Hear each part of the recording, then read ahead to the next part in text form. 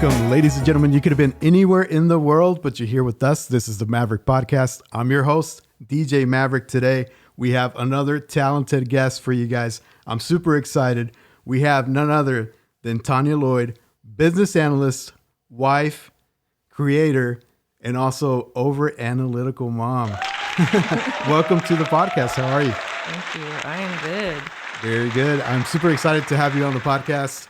I know that, you sent me sort of a list of all the stuff that you do, but for the 1% of the people out there don't know who you are, tell us a little bit about yourself.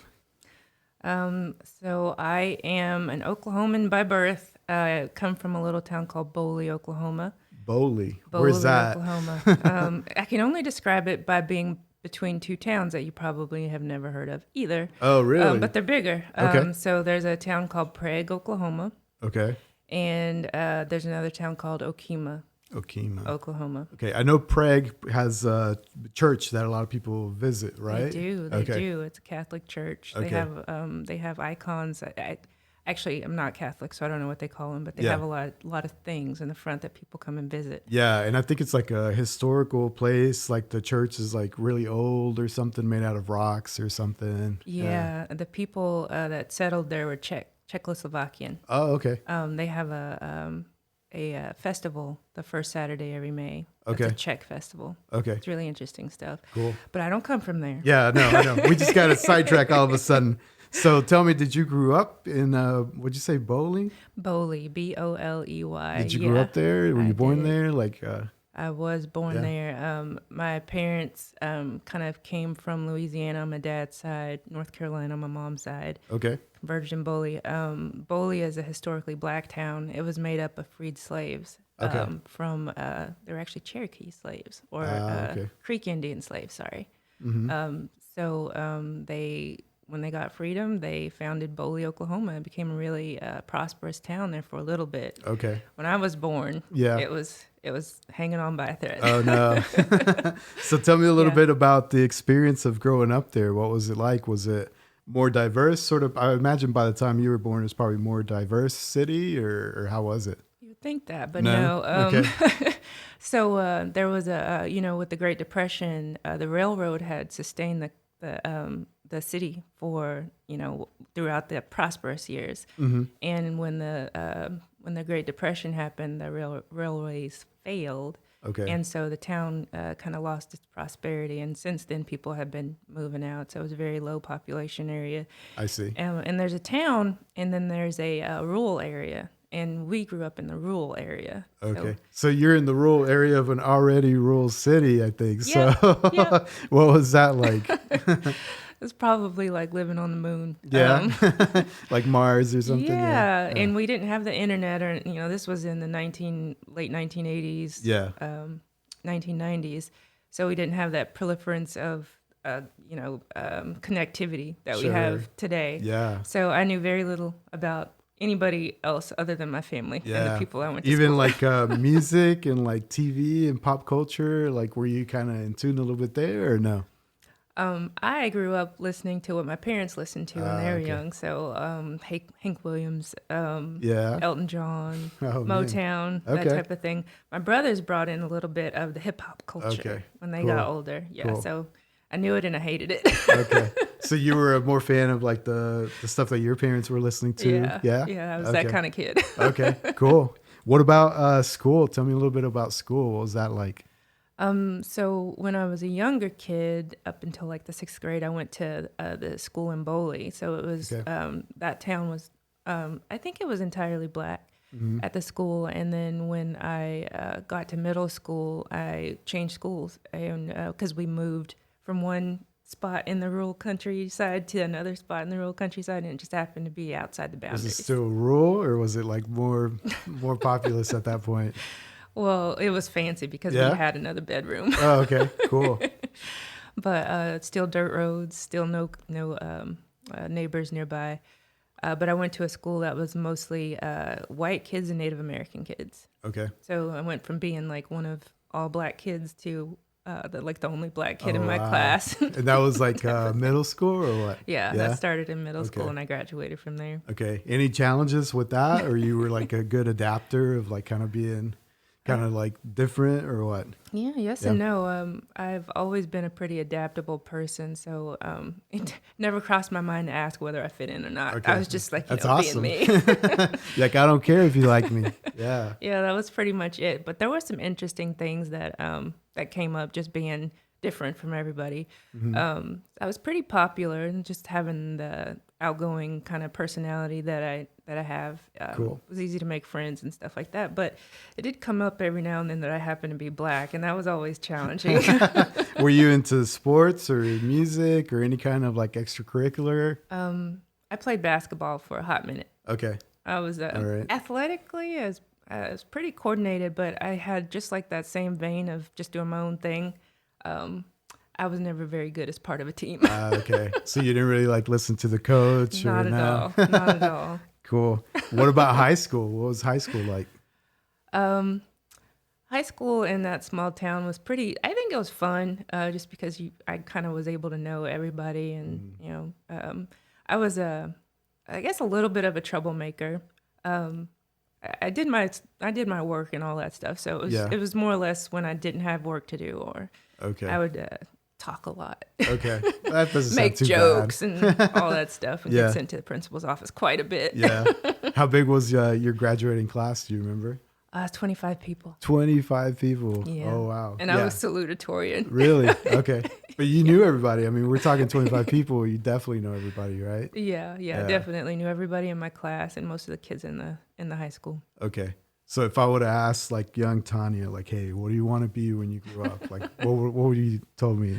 What did you want to be? I think I put in my yearbook. It was a toss up between being rich and famous, or finding a way. I think the actual words were finding a way to monopolize all U.S. currency and take over several smaller countries. Oh, wow. So you wanted to be into like crypto. You wanted to have your own crypto. At the time I didn't know, but yes, that's exactly what I wanted. Awesome.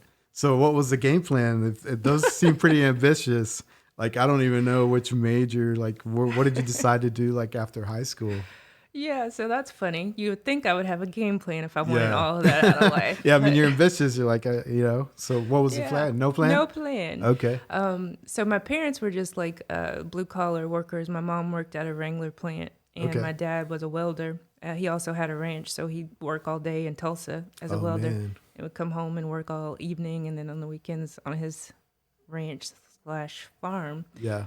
So anyway, I didn't have big aspirations. I didn't even plan on going to college, but I just so happened to have like a 4.0 GPA, and just so happened. Just so happened. Like that doesn't just happen. I'm sure there was a lot of work into that. Yeah. I didn't shirk my duties. But my mom was actually, we had never talked about it, and I was a senior, and came up what I wanted to do, and I was like, well, I think I'll work at Wrangler. And she was like, oh, no, you won't. That's funny. Yeah. Going to college. So I got with my counselor at the school, and then we didn't have a competitive pool of people to, go out for scholarships and stuff like that. Okay. So she was just like, yeah, let's get you some scholarships. So I ended up getting a free ride to college. Oh, awesome. Yeah. Where did you go? I went to Langston for my first year. Langston is a historically black college. In Logan County, Oklahoma. Mm-hmm. I went there for a year. I was an English major. It's like by Stillwater, right? Yeah. Okay. Yeah, that was the big city next to Langston, because it was basically another rural place. Oh, yeah. Here we go again with the rural. I'm seeing a connection here. Yeah. And you were an English major. Yeah. Okay. I'm not seeing the whole crypto founder being an English major. What was the thought behind being an English major? Yeah, I picked English because I was already good at it. Okay. I liked it. I like to read and write and all that stuff. So I was like, well, I guess that's what I'll do since I have to go to college. Okay. Cool. I think that I expected for this, rich and famous thing to happen on its own. I didn't really have to do much for it. Did you think that you were going to do it via music, via acting, via entrepreneurship? Like, where did the rich and famous you think was going to come from? I thought I was going to be an actor. Actor. That's the reason I got in trouble in class, was just I thought I was funny. And I just loved entertaining people. Awesome. So were you like voted like class clown or anything? I was at some point. Yeah. That's funny.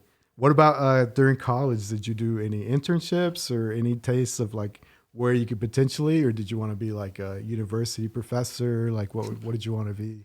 That's a great question, because I went through the English degree. Again, no direction. I was just doing what I was good at and what I like to do. I graduated, and a couple of my professors encouraged me to go to graduate school, so I did. Went to graduate school at OU, which I had gotten my undergraduate from OU as well. Cool. In composition, rhetoric, and literacy. And once I graduated from there, I was looking for a job, and my dad asked, he said, "You don't want to teach?" And I said, "No." I was a TA for English composition for a little bit there, and I hated it. Really? You don't want to teach kids who don't want to be there. I mean, like, it takes a saint. Yeah. But I mean, if you're doing college level, hopefully it's a little bit better. No? Oh. You're like, no. No, I don't think so. No? I mean, you would think that it would be because those kids are paying money to be there and get a degree, but they cared just about as much as a high school student. Okay. Yeah, well, I guess if English wasn't your major, maybe that's just like a prerequisite, right? Exactly. So you're just like, I have to be here sort of thing, right? Yeah, everybody had to take it, no matter how much they hated it. Yeah. So I know we were talking a little bit off camera, and you were talking about all the cool stuff that you like to build, and you like tools and everything, and you learned that from just hanging out with your dad, it sounds like. So tell me a little bit about that. Like, how did that sort of like evolve? How did that get started? So when I was a really little kid, before school even started, my dad worked at night, and he did contract work in the day. So he never slept. I don't know what. Yeah. He's always had multiple jobs. So during the day when he was out doing construction work and things like that, I would just tag along. And so he just automatically started showing me what he was doing and how it worked and stuff like that. So, and he let me help him. That's awesome. So, that's where it all started. Cool. Was he doing like commercial like stuff or like residential? Like what type of like contract work was he doing? He did contract work for commercial stuff before I was born. Like the mall that's over Crossroads Mall. Okay. He was on the construction crew that built that mall. Oh, cool. Yeah, and lots of other stuff that I'm not familiar with. Yeah. But after I was born, or after they had kids, he did mostly like residential construction. Okay. But he'd also do carpentry, so like he would make cabinets, and he also knew how to fix cars. So he just got paid. However, I like it. That's cool. Yeah, I wish I was that handy. So it sounds like you had a like sort of like a free for all for all the power tools and like all the stuff. Like, was that like ever like a dangerous situation with power tools? You might get injured at all, or that never happened? Somehow I didn't get injured, but we didn't have like red tape up yet. So my dad taught me how to use a chainsaw when I was big enough to hold a chainsaw. Wow. And so, awesome. Yeah, cut down trees with chainsaws. Yeah. And he would give me this little cautionary speech and say, "Go ahead." Yeah. Okay. Like, don't cut your fingers and go for it. Yeah. Keep your hand out of there. Yeah. That's awesome. And then you said he also had like a farm. So did you learn about that too, or what? Yeah, tried hard not to, but I did. So this T-shirt, I don't know if you can see that. Okay. Is the ranch I grew up on. So my brother took it over after my dad passed away. Okay. So I showed cows and like 4-H and stuff like that. And so you were in like what is it, Future Farmers of America? Yep. Yeah. FFA. Okay. Yeah. That's funny. When I used to work for the FAA, people thought that I worked for Future Farmers of America. And I'm like, no. It's walk me through like sort of like how that works. Like, how do you compete? Like, what type of animal? Like, I don't know where to start. I just showed whatever animal my parents told me I had to show that year. Okay. So you can pick like whatever animal for a year. Like you can change it and stuff? Yeah, I feel like it was seasonal. Okay. I'm not remembering all the details, but I remember going through phases where I'd show goats because that's what we had. Yeah. And cows, and I think that's all I showed. But it was like the gamut of barnyard animals that got showed at these different shows and venues, and you could win money and stuff like that. Oh, there's money involved. Yeah. Oh, I didn't know that. I thought it was just like the cool jackets that you always see them with the cool jackets and like all the like stuff embroidered and stuff. You had one of those? You were rocking it? I did have one of those, and I wish I knew where it was because I feel like that all the retro stuff and the ironic clothing, that would be great. Yeah, it's definitely back too. I'm surprised with like all the 90s like baggy jeans and stuff. They're back in style, and Doc Martens are coming back. Yes. Like, it's pretty crazy. Yeah, I've seen all of that. You would have been right in style. Yeah. So tell me, so you're like English major. You're like, I don't want to teach. So then, like, what is the plan? Like, your dad was like, okay, so you don't want to teach. What do you want to do? He said, "There's less expensive ways to find out you don't want to be a teacher Oh than no, getting a graduate that was his degree." response. Yeah. And I was like, Man. "Yeah, I wish I'd known that." Yeah. So, yeah, after that, I just kind of went and looked for a job for a place that required a degree because a degree in any field is usually a foot in the door someplace. So I ended up at Farmers It Insurance. shows like you've got determination to complete something that you followed through. So you went to Farmers. Yeah. And what did you do there? I adjusted claims. Okay. For car insurance for California. They had us concentrated on different regions. Oh, Mine okay. was California. Okay. And you sound pretty excited about that. I can tell how much you enjoyed that job. Yeah, it was so fun. Yeah. I stayed there for about a year. Okay. Yeah. It was an interesting job. They made us do this huge personality test when we got hired, and they used that to determine where you adjust claims. Okay. And after I did that in California for a while, I was like, what is it about me that makes these people think that I have a suited personality for Californians? That's funny. Yeah. It was interesting. Maybe your diverse background and maybe like all your interests. I don't know. Maybe. What do you think it was? Maybe. You don't know? I came to the conclusion later that from my experience working claims in California, you did deal with a lot of people who had diverse backgrounds. So that was part of it. Yeah. But a big part of it was people who were really like fast talkers. They kind of knew what they want. I don't want to say entitled, but there may have been like a little bit of it. California is like a different world from Oklahoma. Definitely. Entirely. So. Especially from Boley too, tell me. Yeah. Yeah. I somehow ended up with a big personality from my tiny town. Yeah, so. That's awesome. So I'm not hearing that you had any bad experiences or anything growing up in a small town. It sounds like you sort of like were able to adapt and you were able to like grow and do your own thing. Like, was there ever a challenge, or you think that you ever missed out on anything from growing up in a small town like that? Yeah, I don't want to give the impression that it was. Yeah, it was like Mayberry. So there was a lot of great aspects to it. I think living in a closed off area and having my family be like my culture made life a little bit simpler. Definitely. Okay. But like going to an all white or white and Native American high school, I definitely came up against some racism. Oh, okay. So. The biggest example it was actually two. I'm going to say two things. One example was I was a popular kid who happened to be black. So there was at one point I got elected to walk in our homecoming court. This is high school? This was high school. Okay. And the guy who got elected to walk with me refused because he didn't want to walk with a black girl. Yeah. Jeez. Yeah. There was another guy in the class who was like, I'll do it. It's just like he was raised properly, I guess. Yeah. So he was just like, you idiot. Wow. So did that guy like lose his like position or whatever? Like, or what happened to that guy that didn't want to walk? Nothing? He just didn't want to and he didn't have to. I'm glad they didn't make him because I would have hated that. Yeah. I mean, that's, yeah. But yeah. And it was kind of just like a thing that you shrugged off. I think that I had a pretty strong sense of who I was. So it didn't like crush me. Yeah. I just thought, you definitely have to be strong, right? Yeah, especially during high school because that's still like some of your formative years, right? So you definitely have to have like a strong like sense of who you are, and like if people don't like you, like just kind of shrug it off. Yeah, yeah. I had a good oblivious attitude, which is. What was the other thing that happened?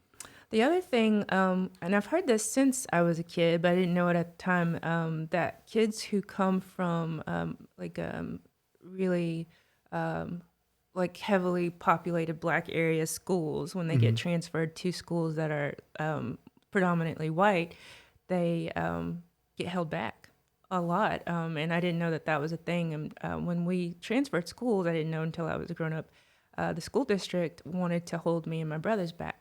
For no other reason. Regardless of grades or like where you were, where you tested, like they just wanted to hold you back. Yeah, they just assumed that the curriculum was behind. So they wanted to hold us back. My parents wouldn't let them. And when I got into writing class in the 8th grade, I had a teacher. We'd always get our work handed back to us, and I always had A's on everything because I'm an English major. I knew what I was talking about. But I'd get my grades back, and they were fine, and I'd get a report card, and it would be like a C. What? Yeah, and I showed to my mom and said, I don't know what's going on, but I'm getting straight A's. I don't know what this is about. And she Were you keeping all your papers and your grades? Like you had like your evidence. In a briefcase. You had your evidence. You were ready. Yeah. I was talking to my mom about it, and my mom's like, well, I'm going to go there and talk to those people. And I was like, well, let me ask. So I went to school and I asked the teacher, what is this about it? And showed her my grades. And she said she didn't know what it was about. And wait, isn't she the one in charge of the grades? Yeah. How do you not know what it's about? She said she didn't understand what it was about. Every report card after that, I got the A's that I was actually making. So it didn't occur to me then what was going on. That's why I decided to talk to the teacher myself. I was just like, maybe there's a misunderstanding. Yeah. But knowing what I know now about them having tried to hold us back, I think she expected me to make C's. And yeah. So probably thought the A's were accidents. And she may have thought that you were going to be too afraid to speak up, or you were like not going to keep all your grades and like be like, look, I've got the evidence here. I don't have a C, right? Poor lady didn't know me at all. She didn't know who she was messing with. She did not. And that was like middle school? Or when that was middle school. Middle school? Okay. All right. So we found out the hard way that we didn't want to teach. Yeah. Like where are we going after farmers? What happened after that? Well, my sister-in-law at the time happened to work at this other insurance company, American Fidelity, which was, they had a lot more career opportunities. They had a position become available. I applied for it and I got in there. Okay. I never looked back. Cool. And that was like how many years ago you think? Like how long ago was that? I just had a 13-year anniversary at American Fidelity, so it was 13 years ago. Yeah. Cool. Yeah, they're growing a bunch, right? They moved to a new building and they're doing really good. So. Yeah, they are. Technology is at the company is a big deal. We do a lot of in-house technology builds. We buy technology and we do support in-house and that type of thing. So lots of opportunities there. Cool. That's where I gravitated. So you're on like the IT side of things. That's where you decided to go? Kind of middle of the road. Okay. Yeah, I supervised the technical team, which was like a gateway between the business users and the development teams and stuff like that. Okay. And now I'm a business analyst, which is another bridge type role. But I still wouldn't put like English major, business analyst. I wouldn't put those two together, right? Yeah, I give speeches about this a lot, just when people ask. Yeah. Nobody's ever asked me to talk on it. So tell me a little bit about that. I guess maybe like technical writing, that could come in handy. But even then, it's not like you're being like, able to be creative with your writing or anything like that, right? Yeah. So you're kind of like in a box. Yeah. So tell me a little bit about the correlation between those two. So one of the things about English that people don't necessarily get unless they're involved in it is that it's not really just reading the classic literature and writing papers about stuff nobody cares about. Yeah. You have to learn how to do analysis. You have to analyze like cultural context, historical context. You have to analyze word choice. Yeah. References being made in the source material and that type of thing. So a lot of what you do as an English major is dig up the clues to make the I was going to say recommendation, but that's more on the technical side. But you dig up the clues to make the point that you're trying to make. And so a lot of people who have English backgrounds have very analytical minds, and it actually does lend itself to that type of work. And also probably understanding your audience, right? Like if you're doing something for a non-technical audience versus a technical audience, you have to be able to adapt your communication, right? Absolutely. Yeah. Comes in real handy. Awesome. All right. So there is a connection. There is a connection. Cool. So one of the other things that I know that you like is like you like being creative and you're a really good painter. I know you have a lot of artwork and stuff like that. Tell me a little bit about like how that got started. How did you discover that you were good at that? That's a harder answer than the tools and the building things, because nobody in my family was ever into that type of thing. Oh, really? Yeah, that's something I just picked up and ran with. At what age? As far as back as I can remember. Okay. My dad, so we had a farm. He would go to farmers markets on the weekends and sell crops sometimes, and I would go with him. And every time we went, he'd have to buy me a new set of crayons because I needed to draw while I was there. Okay, just to like keep yourself busy while you're waiting around. Yeah, waiting on stuff. somebody to come buy something. I'd just be there drawing and coloring. Cool. Yeah. Cool. But now you're doing like paint, right? Like you're doing like on canvas and everything. So did that just kind of like organically like lead to paint, or like how did you get there? Yeah, I was just interested in all facets of art. So started out just being interested in it. did, drawing and coloring and started to get into painting when I realized that painting was a thing. You remember reading Rainbow and all those PBS shows that introduced you to things that you didn't know about and let you follow people around and what they did and just being inspired by that type of thing. Okay. And go, I can do that. And were you like a Bob Ross fan? Did you watch Bob Ross? I did watch Bob Ross. Awesome. Yeah. What is it like? The happy accidents or whatever? The happy trees. Yeah. Happy clouds. Yeah. Yeah. Cool. Now, we were talking a little bit about your artwork and how you never want to make that into a business or like try to monetize that, because then maybe you will like lose that love for it, right? Yeah. So what do you think you want to do with your art? Do you just want it to be like a hobby, like more of a like relaxing sort of exercise? Like where do you think you want to take your art? Well, I should qualify by saying that I would never be engaged in a venture to make money with my art because I don't like to be told what to paint, how fast to paint it. Okay. But I would definitely sell my art if anybody wanted it. Okay. So it's more about like you want to have the freedom, creativity to do whatever, no schedule. But if someone wants to buy it, it's fair game. That, but there's also this problem I've had with actually letting my art go. Yeah, you fall in love with it, right? Almost everything that I do, I keep. Yeah. How would you describe your art? Would you say you sort of like have any influences, any painters or anything like that? How would you describe your art? I wish you would have brought some so we could like showcase. That would be awesome right now. I'm really into symbolism. Okay.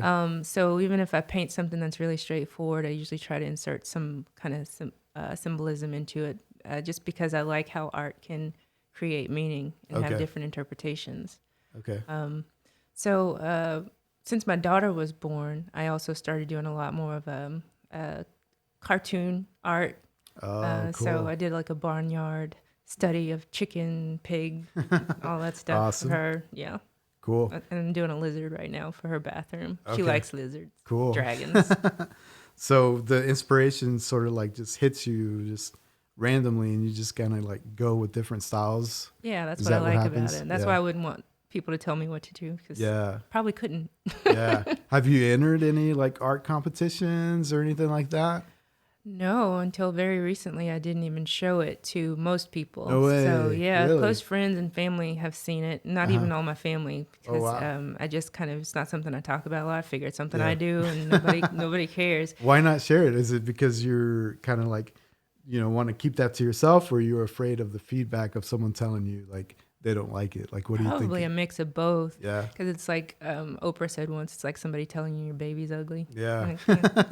True. Yeah. So yeah, I think there's a little bit of protectiveness there. But also just the thought that, I'm doing this art. I'm not a trained artist, and who cares? Yeah. But it turns out it brings joy to other people, so I've started to show it a lot more. Yeah, definitely. Because the little stuff that I've seen is like super colorful, like super vibrant, and I think it like expresses happiness. Everything I've seen. I don't know if you like painted anything that's sort of darker or something like that, like when you're in your feelings or anything like that. But would you say like most of your paintings are kind of like colorful, happy type? That's probably the influence of the kiddo. Okay. Yeah. Okay. Because before I did a lot of paintings of like spiritual things.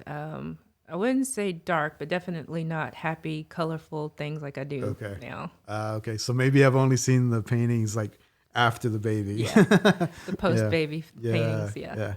So you have some stuff that's like more like related to symbolism. You said you like symbolism. Mm-hmm. Did you ever paint something when you were going through a difficult time or sadness or something like that? Or yeah. That's another reason why I like art. It's a great way to express and get your feelings out. Better than hitting somebody upside the head. Yeah, definitely. Yeah. So I did a piece or a couple of pieces when I was going through a divorce. Okay. Felt really low. I was really into Beck. The band. Yeah. Okay. And he had an album out at the time called Sea Change, and there was a song on it that inspired me to write or to draw these. Actually, I painted these two paintings. One was of a bluebird and one was of a yellow rose. Oh, okay. Yeah. Okay. It was great to go through that exercise and, felt better afterwards. And I still have those because I don't give anything away. I see. How'd you get into Beck? Because I think your parents weren't listening to Beck. Where did Beck come along? I got really influenced by musical taste when I got in college. It changed completely. Well, it added to. I still love me some Elton John. Yeah, you're still keeping the old school stuff, but it sounds like you got a little bit of mixture of like other stuff in college. Yeah, go all over the gamut. Yeah. Country music, Beck. Yeah. Massive Attack, Tool. Nice. Anything that sounds good, I'll listen to it. Cool. Chris Stapleton is a new favorite or newer favorite. Okay. Have you seen any of these guys live or? Yeah, I've seen Chris Stapleton live, Tool. Awesome. Haven't seen Beck. What do you think about Tool? Because when I go to a Tool concert, it feels like a cult almost. Yeah. Like all the visuals, like for people that haven't like been, like there's crazy visuals, lasers, lots of like artwork. They do like custom artwork for all their like album covers, their T-shirt designs. Like it's pretty crazy. What would you describe like a Tool concert to someone that asked you? I would definitely go with the cultish description. That might scare them though. Yeah, their fans can be rabid, but I'd say you don't have to be in the cult to be a fan. I'm not a part of the cult. Yeah. And I like their symbolism. A lot of what they kind of go back to again and again is the concept of a third eye. Mm-hmm. I think enlightenment is one of the journeys that I'm on. I wish all of us were on that journey to be able to question assumptions, grow as a person. Mm-hmm. Try to make the world a better place. Yeah. I don't know if you want to dive into that, but lately the world has been pretty crazy, right? Like it's pretty hard, especially if you have kids and like all the crazy stuff. I don't know if you want to talk about that at all. I would love to talk about that. That's something that's really on my mind right now. It has been since 2020, since the George Floyd incident. Yeah. So I was, like I said, I was pretty sheltered as a kid. Racial matters came up, but they were really personal to me. Mm-hmm. And my parents were of that whole old school mindset where, you are black, you're going to have some disadvantages, but that just means you have to work twice as hard. Yeah. Et cetera, et cetera. But when 2020 happened, after I became a mom, was really close to that. I started to look at the world in a larger context and how my baby fit into it. Yeah. And saw the George Floyd incident, all the things that happened with the election and some of the hate speech that kind of came out around the political speech, which it was just devastating to me to know that our political arena allowed for racism. Yeah. Just crazy. Yeah. So I started to take a more active interest in I should say racial issues, but it also just boils down to politics. Unfortunately, a lot of it has come out through politics, and I think that that's very concerning. Yeah, definitely. So what are some of the things that you've sort of done to like get more involved? Like what are you doing, you think?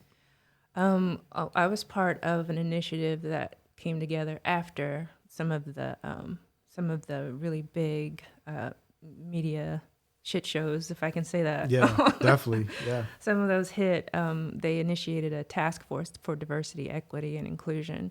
Really wanted to be a part of that. Kind of gave them the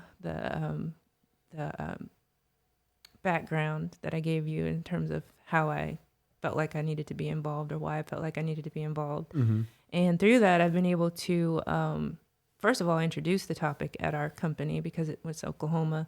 Okay. It's not something that has come out as discussion as part of the work environment. Yeah. Was it like a new program? Like, did they already have something in place, or is it something that you sort of like, led that initiative? It was something that the company expressed interest in. They brought in a specialist from outside who is a diversity, equity, and inclusion specialist, and she helped us put together the task force. Okay. They kind of approached the inclusion on the task force in terms of who had kind of like the credentials, who could contribute to the task force, and I was one of the people that was chosen. Okay.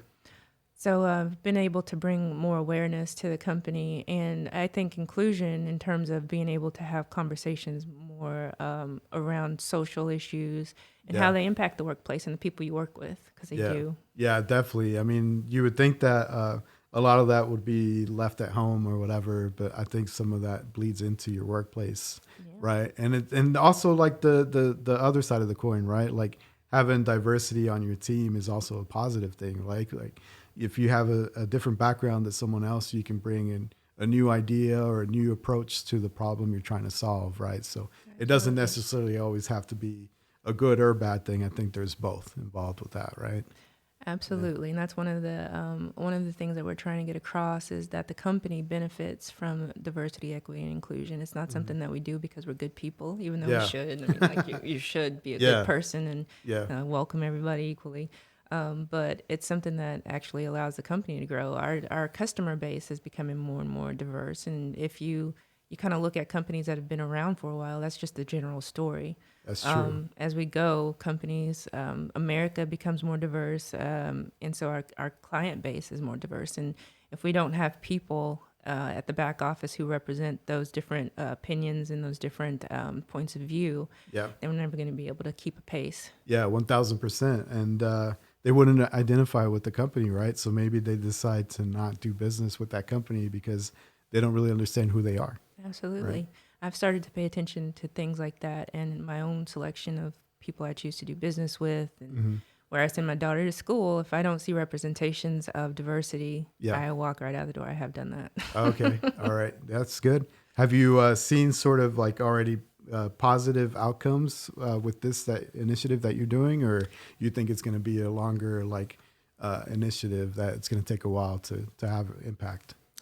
I think it's definitely a marathon and not a sprint. I wish I could wave a wand and just have everything be cool and groovy. Yeah. Some of the things I've seen improve is that I've had personally a lot more people come up to me and talk to me about these issues. Okay. And when we're talking about having a white person, for example, come up to a black person and talk about what's going on in the news. So talk about the guy in Buffalo that went to a grocery store and just shot up a lot of black people. Yeah. Because of hatred. When I can have a white colleague who I just talked to a colleague about this today, come up to me and talk to me about that, I know that person is thinking critically about race in America. Okay. And I think that that's the first step towards solving the problem of racism and this political divide that we have right now going on. I think it needs to stop somewhere, but it's not like a hard stop. Right. So I think if I'm hearing correctly, you think that the first step is just having those communications, right? Like, because I think at the workplace, a lot of times they just try to avoid it, right? Like all this crazy stuff is happening in the news outside of the work, but we're just focused on work here. Like we don't know what's going on, right? So you think that like your workplace is more open to having those conversations within your work? Is that what's happening? I think we're getting there because we're making an effort to make that happen. I definitely was one of those people who would like to ignore those things that come up because it just makes life easier. Yeah. It makes the work environment, well, I should say it doesn't make life easier. It seems to. Right. I think if you're not able to have that conversation without having any drawbacks or any negative effects, then maybe it's better to avoid them, right? Yeah. But if you can have a good conversation, I think it's always good to have the conversation. Yeah, I think that safe environment is a key factor in our ability to bring this stuff up and talk about it. Because one of the things you don't want to do is shut down the conversation. That's the first step in the opposite direction is if you shut down the conversation. And a lot of times being afraid to say the wrong thing or having some repercussions for even bringing it up is, it's a great way to stop a conversation. So I think that what we're trying to do is create a space for those conversations to happen. Okay. It takes a lot of effort. It takes a lot of effort for a black person to sit down with a white person and have a open conversation about the way you feel about these situations, and then listen to the way the other person feels about the situation. And on the other side of that, I think as a white person, it takes a lot of emotional strength to be able to sit down in that situation, have a conversation with the black people about these events. What are your thoughts about sort of having free speech and the whole thing that happened with Twitter where they shut down certain accounts because they're potentially causing danger to the public, stuff like that? What would you say, where do you lean towards that? Do you agree that free speech for everybody, regardless good or bad, or do you think that there has to be a line there? That's a great question. The current age has made that so difficult to answer because the social media is a shit show, if I can say that word again. Yeah. It's a word I use a lot these days. But it's hard to regulate, where's the responsibility lie to make sure that facts are what's getting out there? And if everybody has access to a platform to speak, how do you say who has the right to speak and who doesn't, and what do you have the right to say? I think for me personally, I feel like there's a responsibility that you have if you're a larger entity to be responsible for truth, to make sure that misinformation, especially information that's going to harm the populace, is not spread. I think that with the last president, we saw just a huge increase in the number or the amount of misinformation on the internet because it wasn't a huge leap of the imagination to say that once you put something on the internet, people are bound to believe it. Yeah. And I think a lot of people conveniently, if something didn't agree with their opinion or whatever, at that point it was just fake news. Yeah. Right. Yeah, like that was like thrown out left and right. Like fake news. Right. That was appalling for me, for the president of the United States to just bypass the truth in all those ways. In politics, it's never been uncommon for a politician to say one thing and mean something else. Yeah. But the directness of the misinformation and the ultimate impact, which is lives, I think that you have to stop at some point and own up. Yeah. Make sure that your role is being fulfilled as it's intended. Yeah. I think fortunately or unfortunately, one of the best tools that we have is to vote, right? And I think with minorities, oftentimes we don't vote. Absolutely. Right. So I don't know what your thoughts are on that and how that can be improved. Does that need to be improved? Do you think that's the best tool that, people have to change things that they don't like? Yeah.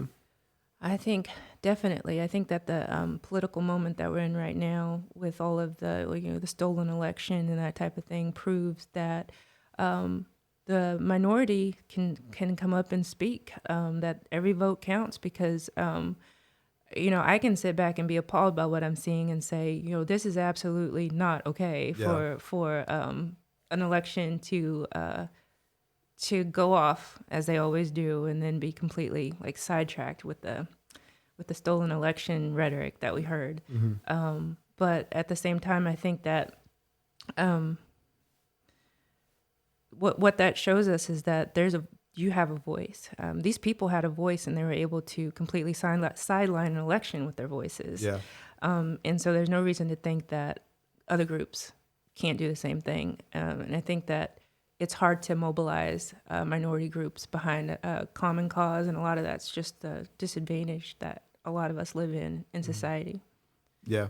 I think also what I hear oftentimes is like, my vote's not going to count, right? Like especially in Oklahoma. I live in a Republican state, right? Like if I go out and vote, it doesn't matter. Yeah. But I still, regardless whether that's true or not, I think you should still exercise your vote and you should still vote. And imagine if you say that, your friend says that, his friend says that, like it's just exponential, right? Absolutely. All of a sudden, like my vote doesn't count is like thousands of votes that don't count, right? Right. Yeah. So I think that's something that needs to be changed. I don't know how to change that, honestly. I think maybe younger generations are better at getting out and to vote, but I don't know. What do you think about that? They seem to have strong feelings in the political arena, which I don't know if we felt that way when we were younger kids, and how important it was to be involved in understanding politics.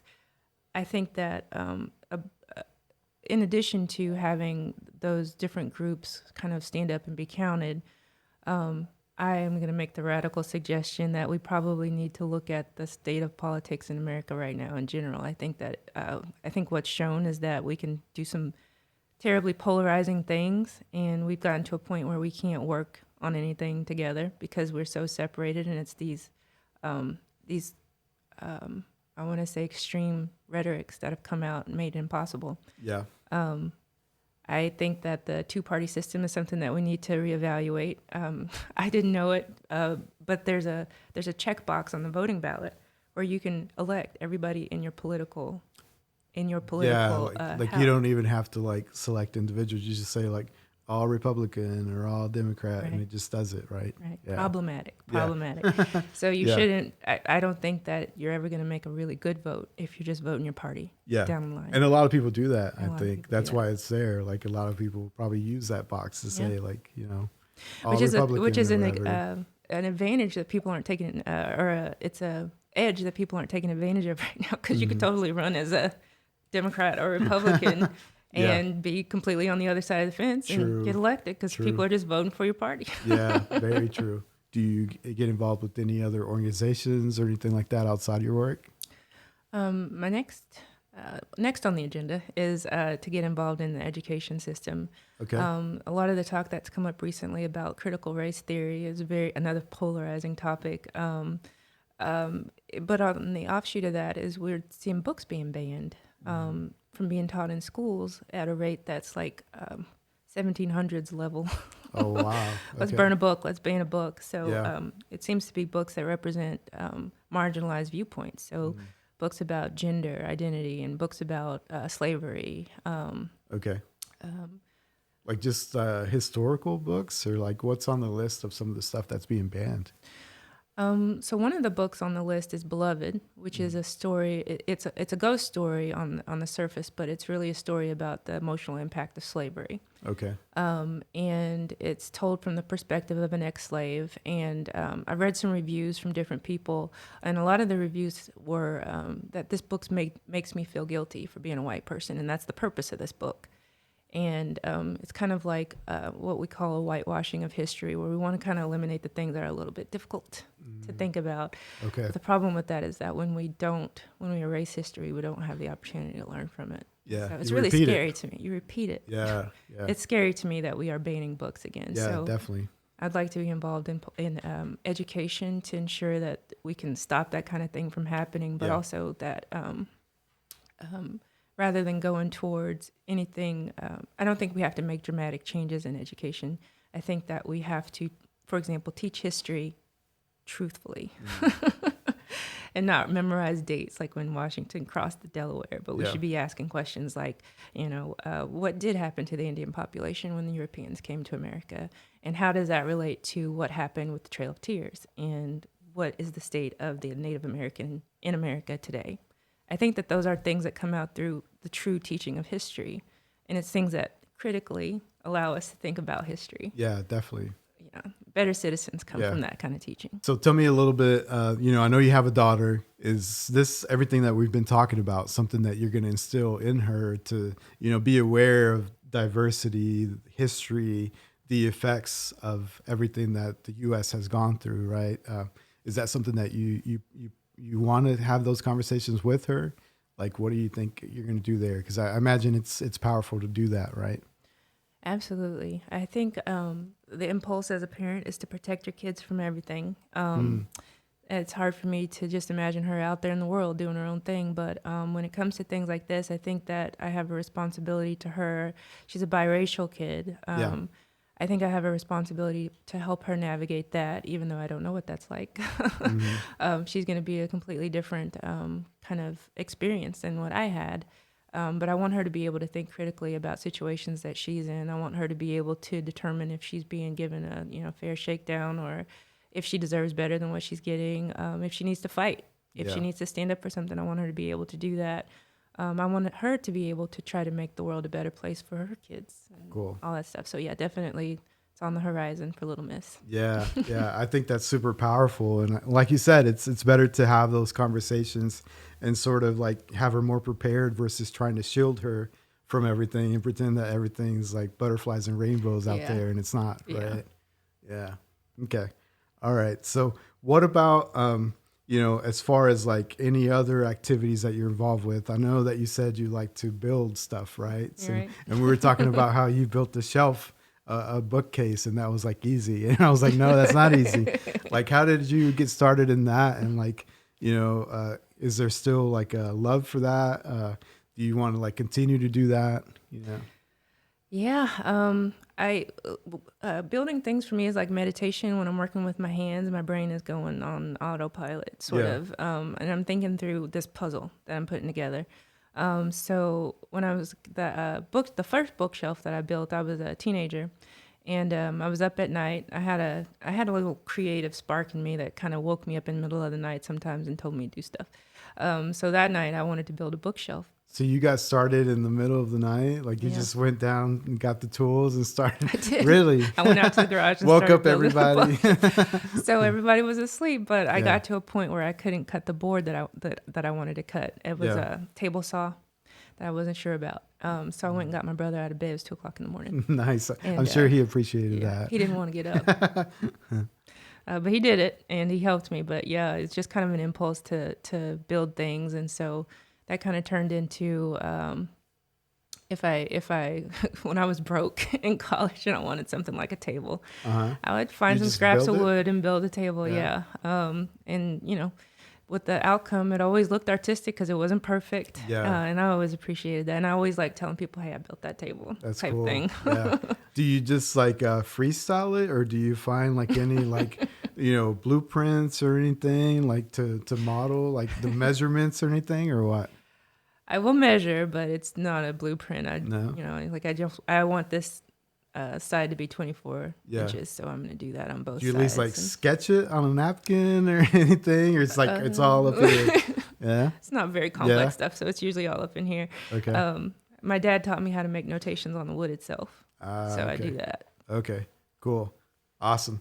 Now, what about like as far as like growing that, or I know you're going to say no because you say like any hobby or anything you don't want to monetize, right? So where do you want to take that in the future? Is that just kind of like a thing you have in your back pocket when, like you said, you want to unplug? You just like, I'm going to build a table today or something. Yeah. So the great thing about that, one of the great things, I lost my dad back in 2012. He was a great inspiration to me in a lot of ways. It was devastating to lose him. Yeah, sorry When to I hear build that. things, thank you. When I build things, it makes me feel closer to him. And in fact, sometimes when I'm doing it, I cry because it makes me feel close to him. And so today, when I do that, when I'm working outside, like I did with my dad, I have my baby with me. Okay. And so I'm kind of doing that all over again because it made me feel close to my dad, and I'm that's hoping that cool. we can just keep that going. Yeah. And do you play music that he would like play in the background? Like, I feel like if you did that, like that would even more like, That make you feel like would. that be, he's there. Like that would be super cool. That you know? would be, Yeah. I haven't thought to do that Yeah. yet, but I'm going to try that next time. Yeah. I don't want to do it if it's going to make you cry. Right. Sometimes yeah. crying is the best thing. That's true. Yeah. Yeah. Cool. Awesome. Well, we are getting the signal here that we hit our mark. I know it feels like we just got started and I have a ton more questions, but one of the things that I always ask the guests is to tell me something about themselves that most people don't know about them. So I'm going to put you on the spot. No pressure Tell at us a all. little bit, a little secret that people don't know about you. Usually the first thing I come up with was I grew up on a farm because people don't assume that when they Yeah. look at me. So I've already given that one away. I guess most people wouldn't know that I had my first child when I was 37 years old, and I just turned 37. I didn't intend it that way, Yeah. but that's been a crazy journey because it made me understand why people typically have babies in their 20s. She's going to keep you young. She's going to keep you on your feet, Yes, she gives me a workout, and she makes my brain work because I'm trying to explain why we do have to do this and why we can't just drink ketchup, Yeah. all that stuff. Yeah. Why can't we drink ketchup? It's a long story. I'll Yeah. tell you after we end this. Cool. So I don't know if you have any public facing social media for any of your painting or, woodwork or anything like that. Do you have anything that you share with people in case they're interested in your projects, or are you more like private, off the grid type person? I started to share it because I feel like it does bring joy to other people. I've heard that feedback. So I'm getting Okay. I'm putting myself out there a little bit more. So Cool. if you want to see some of my work, you can visit my Facebook page, Tonya Lloyd. Okay. If you want to follow me on books, I talk about books constantly. I read constantly. I'm on Goodreads as Tonya B. Okay. And I'm also on Twitter. Okay. Also mostly books. Awesome. Cool. So we didn't even dive into the literature and all that. Yeah. We'll definitely have to have you back to talk about literature and all that. 'Cause Sounds good. the whole English major, I have a feeling there's a lot to dive into there, right? Yeah. Cool. Awesome. Well, I want to thank you for being on the show. We had a great time. and definitely going to invite you back. So thank you for your time. I know you're super busy and you'd probably rather be like building a table or something right now. So thank you for your time. Thanks for having me. All right, ladies and gentlemen, there you have it. The very talented Tonya Lloyd on the Maverick podcast. Keep grinding because in the dream we trust.